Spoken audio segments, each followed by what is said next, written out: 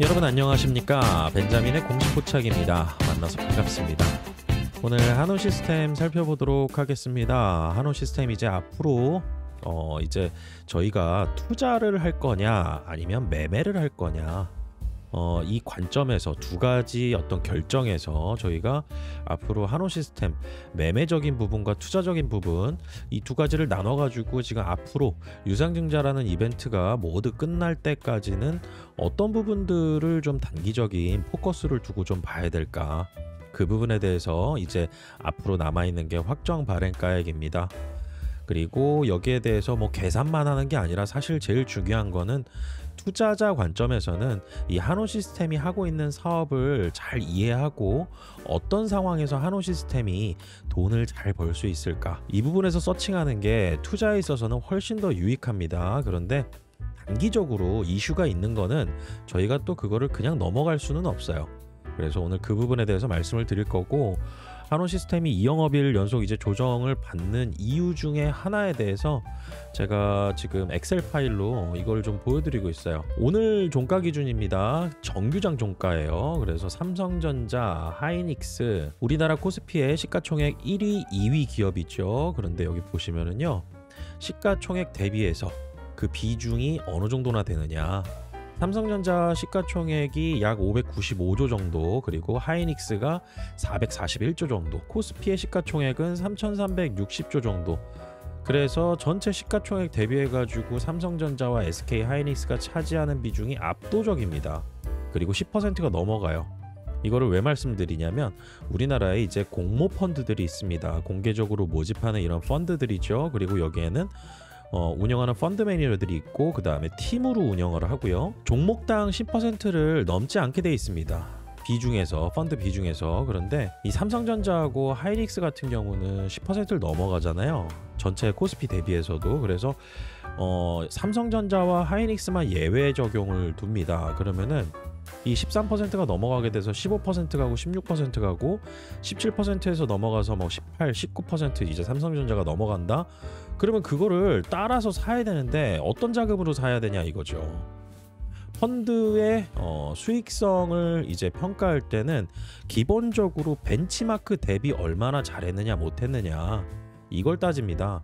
그래서 코스피가 만약에 1% 올랐는데 펀드는 예를 들어서 1.2% 정도 올랐다라고 볼게요. 그러면은 이건 잘했다라고 보거든요. 그런데 반대로 마이너스 1% 시장이 하락했는데 이 펀드는요, 예를 들어서 0.8%만 하락을 했습니다.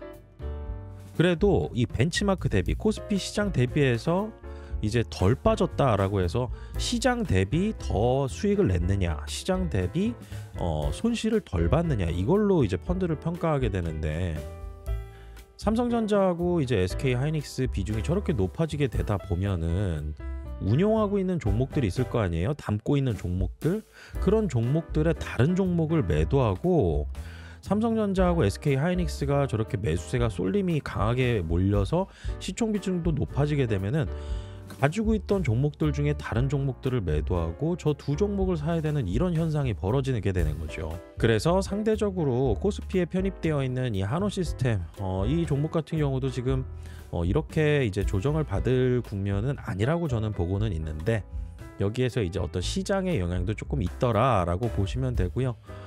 여기에 있어서 뭐 계속 이어질까? 저는 그렇지는 않을 것 같다라고 보고, 이게 그럼 과연 계속 좋을까? 이렇게 계속 매수해가지고 시총 비중 높아지고 그 다음에 주가도 올라가지고 수익도 난 종목들 있죠. 이렇게 됐을 때는 매도 때릴 때 엄청 크게 때립니다. 그렇기 때문에 우선은 시장 전반적인 부분에 있어서는 이렇게 삼성전자, SK 하이닉스의 쏠림 현상이 다른 종목들의 주가 상승을 약간 저해하는 그런 힘도 있더라라고 좀 기억을 해주시면 될 것 같고요. 여기에서 이제 한호시스템 유상증자 관련해 가지고 채무상환 자금이 8천억 원에서 9,900억 원으로 이제 늘어난 금액으로 나왔습니다. 제 예상보다는 조금 적었어요. 그런데 우선은 이제 중요한 거는 여기에서 8천억보다는 높아지게 됐다. 1조가 조금 안 되는 금액이고 이 금액으로 채무상환 하게 되면은 재무구조가 개선이 될 거다. 그리고 이익도 더 많이 날 수 있는 어떠한 재무구조 개선 효과가 나타날 가능성이 있는데 이건 어디까지나 확정 발행가액이 얼마 나오느냐에 따라서 달라지는 문제 아니겠어요? 지금 1차 발행가액 3,480원이라고 하더라도 예를 들어서 2차 발행가액이 2,800원 나오잖아요. 그러면은 1차 발행 가격으로 절대 확정 발행 가격 못 나옵니다. 그래서 2,800원으로 만약에 나오게 되는 경우는 어떤 상황이 될 것이냐, 이 부분에 대해서 좀 저희가 짚고 넘어가 볼 필요가 있을 것 같습니다. 자, 그러면 저희가 몇 가지 가정을 좀 해보는 게 중요할 것 같아요. 앞으로 주가가 얼마 정도 됐을 때 이 3,480원을 지켜서 확정 발행가액으로 나올 수가 있을 것이냐, 이 부분에 대해서 역산을 해가지고 계산을 해볼 수가 있습니다. 우선은 이거부터 한번 보세요. 여기에 제가 날짜를 어떤 날짜를 썼냐면 12월 16일부터 해서 12월 10일까지 5영업일입니다. 일주일치예요. 일주일치 5영업일을 이제 적어 놓은 겁니다. 실제로 확정 발행가가 산출될 때 결정적으로 이제 영향을 주는 그 날짜들의 나열입니다. 이건 공시에 나와 있어요. 공시에 다 나와 있거든요. 증권신고서에도 나와 있고요. 그 다음에 유상증자 공시에도 나와 있고 투자 설명서에도 다 나와 있는 내용입니다. 그래서 이때 당시에 종가가 얼마냐, 거래량이 얼마냐, 거래대금이 또 얼마냐, 이걸 가지고 2차 발행가액이 산출이 돼요. 자, 그런데 제가 여기에 지금 어떤 데이터를 넣냐면은 앞으로 이때 주가가 얼마가 될지는 저희는 모르잖아요. 그러니까 최근에 이제 5영업일치의 데이터를 넣어보는 겁니다. 5영업일치에 그러면은 오늘이 11월 17일, 그리고 14일, 13일, 12일, 11일 이렇게 5영업일치의 주가 데이터를 넣어가지고 이때 12월 16일이 3,805원, 오늘 종가죠. 오늘 종가예요. 정규장 종가. 이거라고 가정을 해보고 계산 한번 해보는 거죠. 계산 한번 해보면은 2차 발행가액이 얼마가 나오냐면요, 3,235원이 나옵니다. 자, 그러면은 제가 뭐라고 말씀드렸죠? 1차 발행가가 3,480원 나왔는데 이 3,480원을 지켜가지고 확정 발행가액 나오려면은 2차 발행가액이 3,235원으로 나오면은 안 된다. 이러면은 채무상환 자금이 줄어들겠죠. 그래서 1차 발행가보다 높아지려면 2차 발행가액이 지금 수준으로는 안 된다. 그래서 지금보다는 높아야 된다. 그리고 사측 입장에서도 웬만해서는 저렇게 이 8천억 규모보다 높아진 저런 상황을 지키려면은요, 뭔가 이제 적극적인 홍보 활동이나 이제 기업의 호재 발표, 그 다음에 기자들 또 많이 섭외를 해야 되겠죠. 그래서 홍보 비용에 좀 돈도 좀 써야 될 거고, 그리고 더 중요한 거는 이제 실적에 대한 추정을 할 수 있는 어떤 재료들이 발표가 되는 게 너무나 중요할 것 같고요.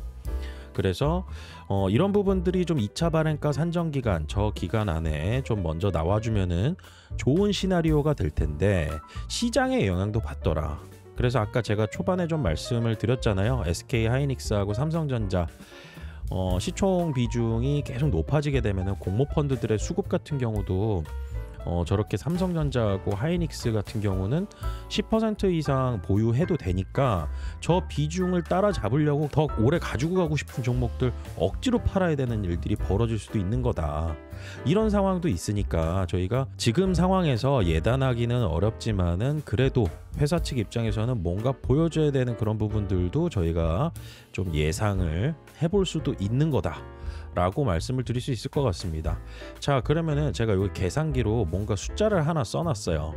이게 뭐냐면, 그러면은 2차 발행가액이 1차 발행가액보다 높게 나와도 1차 발행가가 3,480원, 이걸로 무조건 확정 발행가가 결정이 되는 거냐? 그렇지가 않아요. 2차 발행가가 어떤 수준 이상으로 올라가게 된다면, 예를 들어서 6,000원 나오잖아요. 6,000원. 2차 발행가가 6,000원 나오게 되면은, 그리고 어떤 특정한 날에 그 주가가 거래량 거래대금 대비해 가지고 산술평균 해 가지고 6,000원 이상 나온다라고 하면은 3,235원보다 높아질 가능성은 있어요. 근데 그게 극히 희박합니다. 그래서 이런 부분들을 여러분들께서 좀 정확하게 알고 계셔야 돼요. 왜냐하면은 1차 발행가가 3,480원 나왔으니까 2차 발행가가 높게 나와서 채무상환자금 더 크게 쓸 수 있다, 뭐 이런 이상한 얘기를 걸을 수가 있잖아요. 여러분들은 제 영상 보시면서 여기에 대해서 확실하게 이해하시고 그 다음에 틀린 얘기하는 것들을 좀 걸으실 수 있을 거다. 그리고 데이터가 중요하다. 그리고 공시가 중요하다. 그래서 12월 16일부터 12일까지 3영업일입니다. 영업일은 주식시장이 열리는 날입니다. 그래서 이때 종가 그리고 거래량 거래대금 합산해 가지고요, 할인율 40% 때렸을 때 이 가격이 3,235원보다 높게 나오려면은 주가가 그리고 거래량 거래대금이 어느 정도에 형성되어 있어야 되느냐, 제가 말씀드릴게요. 5,391원 이 레벨을 넘겼을 때 그때 이후부터 확정 발행가액이 높아질 수 있다, 1차 발행가보다. 그런데 확률은 좀 희박하다라고 저는 보고 있습니다. 왜냐면은 한원시스템 혼자서 이렇게 주가를 막 날고 뛰고 할 수 있는 그런 상황이 아니거든요. 어디까지나 이 전기차 그리고 자동차, 이 냉난방 공조장치 시장에서 가장 중요한 건 자동차 산업 아니겠어요? 그리고 한원시스템 기존에 미리 투자했던 곳이 EV 전기차향으로 투자 많이 해놨었는데, 그래서 이쪽에서 수익이 좋아지려면은 이쪽 업황 자체가 달라져야 되는데 지금 당장에서는 저희가 그런 것들을 좀 찾기는 어렵다. 그래서 계속 모니터링을 해나가야 되는 부분이지, 이거를 이제 뭐 12월 16일부터 해가지고 11월 10일까지 해서 요때 사이에 뭔가 이런 거는 너무 과도한 기대감입니다. 그리고 5,391원대까지 올라가려면은 오늘 종가 기준에서 41% 상승해야 돼요. 41%. 한화 에어로스페이스도 이제 이 권리락 끝나고 유상증자 이벤트 끝날 때까지 이 정도는 안 갔었던 걸로 기억을 해요. 그렇기 때문에 여러분들께서 이제 앞으로 정리하면서 가져가야 되는 이러한 방법 중에서 우선은 매매 관점으로 갈 거냐라고 하면은 확정 발행가에 나오는 거 좀 미리미리 좀 체크를 해보면서 추이를 봐가면서 여기에서 저희가 1차 발행가를 지킬 수 있을 것이냐, 이거를 좀 중점적으로 좀 봐야 된다, 유상증자 이벤트 기간에는. 왜냐하면은 한원시스템이 주가가 올라갔던 게 첫 번째가 실적이었잖아요. 실적이었었고, 그 다음에 두 번째가 관세 협상에 대한 기대감, 그리고 실질적으로 타결도 일어났죠. 그래서 가장 이제 악영향을 받았던 자동차 업종들의 상승, 그리고 세 번째로 올라갔던 거는 또 뭐였었죠? 그게 바로 이제 1차 발행가 자꾸 높아지면서 채무상환 자금이 높아질 수 있다, 더 많아질 수 있다, 그러면 재무구조 개선 효과가 더 생길 수 있다, 이런 리포트들 나왔잖아요. 그래서 한 세 가지 정도로 여러분들께서 보고 계셨을 때, 그러면은 만약에 확정 발행가액이 3,480원보다 한참 못 미쳐서 만약에 주가가 좀 하락하면서 여기에서 이제 공시가 나왔다라고 하면은 그때는 벌써 주가는 하락할 대로 하락하고, 뭐 선반영이라고 하지만 공시 나오고 저는 더 빠질 수 있다라고 봐요.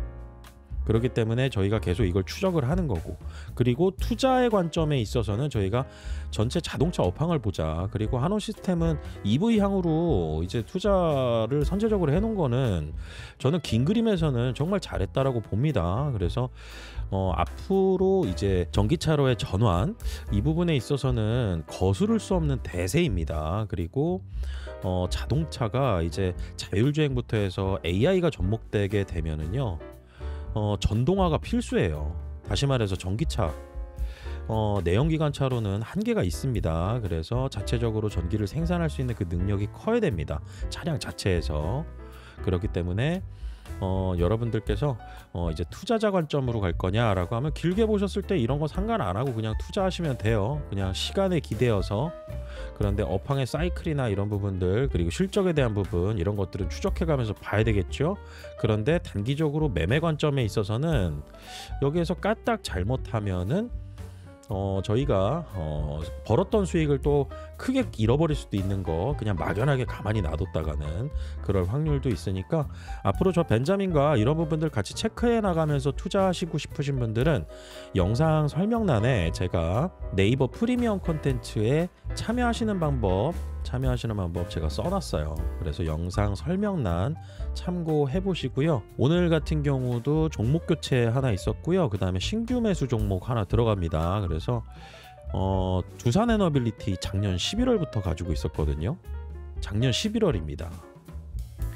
정확히 말하면 작년 11월 14일부터 가지고 있던 종목이었으니 오늘 종가 기준에서 이제 288% 수익 구간으로 전체 다 전량 매도 의견을 드렸어요. 원전부터 전력 인프라까지 다양한 방면에 이 AI 데이터 센터에 전력을 충족시킬 수 있는 그러한 미국의 핵심 기업에 투자하는 그러한 ETF 하나, 그 다음에 또 2차전지 관련된 종목이 하나가 있어요.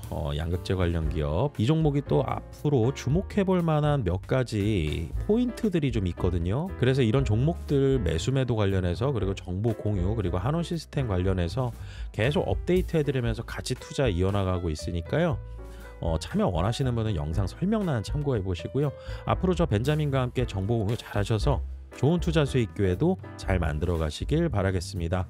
오늘 영상 마치겠습니다. 구독과 좋아요는 큰 힘이 됩니다. 벤자민이었습니다.